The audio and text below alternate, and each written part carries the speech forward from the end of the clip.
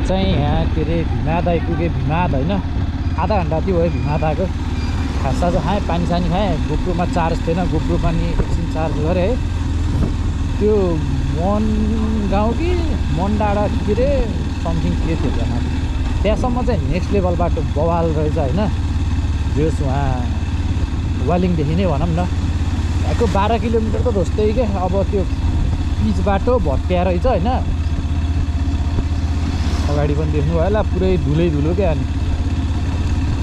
अनि पुरै बाइक त थरथर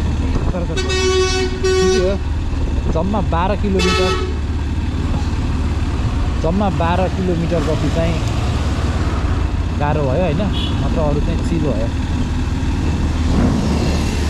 यो चाहिँ अघिदेखि अघि पछि छ क्या होइन।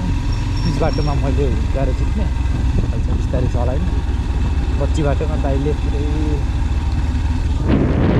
जित्ने। खाजामा नला यस्तो बिरालो बेला खाँदै के हो।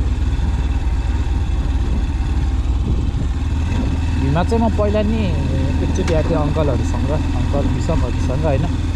सेकेन्ड टाइम भयो आज भीमा, तर अर्कै रुट। अब चाहिँ यो अब के देखाउने, अब यताको बाटो पनि राम्रो छ, स्टोरी जस्तो नि हुन नि त अब त।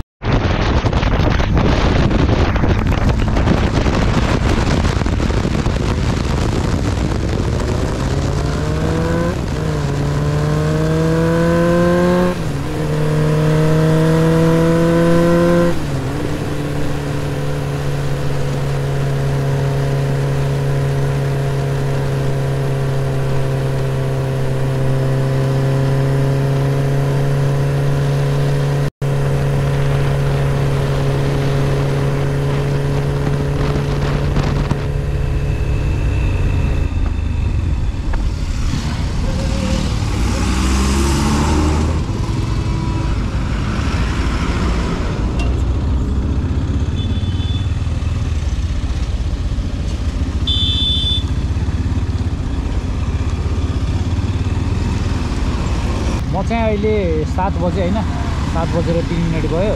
यो 7 बजे पोखरा आइपुगेँ होइन। अनि म हिजोदेखि आजसम्म टोटल 216 भयो क्या आफै अटो अफ भयो होइन।